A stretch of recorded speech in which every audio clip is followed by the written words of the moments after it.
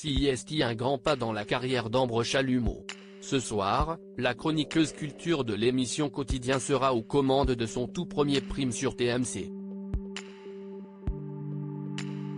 Très appréciée des téléspectateurs, l'acolyte de Yann Barthès rencontre le succès à chacune de ses interventions, aussi courtes soient-elles. Drôle, bienveillante, proche de sa communauté et surtout très cultivée, la jeune femme tient sa passion de ses parents. Depuis toute petite, Ambre Chalumeau nage dans la culture sous toutes ses formes. Grâce à ses parents, eux-mêmes passionnés d'histoire, elle s'est peu à peu forger un esprit vif et curieux. Il faut dire que ses parents ne sont pas inconnus du grand public. En effet, son père n'est autre que Laure Chalumeau, écrivain, scénariste et journaliste à succès tandis que sa mère est Arielle Saraco, ancienne directrice de la création originale chez Canal+. À noter que son paternel est d'ailleurs un proche ami de l'animateur Antoine Decaune, puisque les deux hommes se partageaient l'écriture des sketchs de l'époque nulle part ailleurs.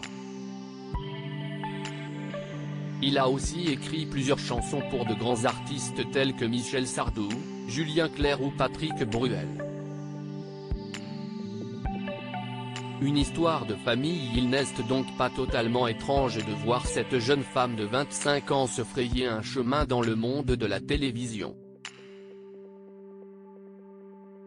Concernant son amour pour la culture, Ambre Chalumeau a expliqué à nos confrères de Télé Loisirs qu'elle avait été à bonne école. Il serait mensonger et ingrat de dire que j'ai construit ma culture toute seule. J'ai la chance d'avoir des parents très cultivés et d'avoir grandi dans un appartement rempli de DVD et de livres dans lesquels ils me laissaient piocher. CIST précieux, a-t-elle indiqué.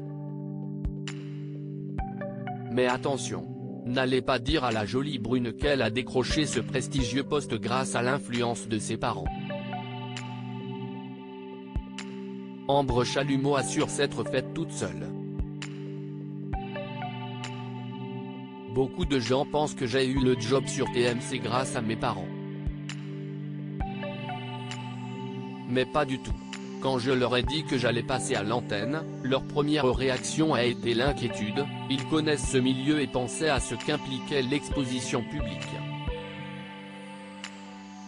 Ils m'ont laissé me débrouiller et, aujourd'hui, je crois qu'ils sont fiers, contents de ce que je vis, expliquait-elle dans les colonnes de 20 minutes le 24 janvier 2023.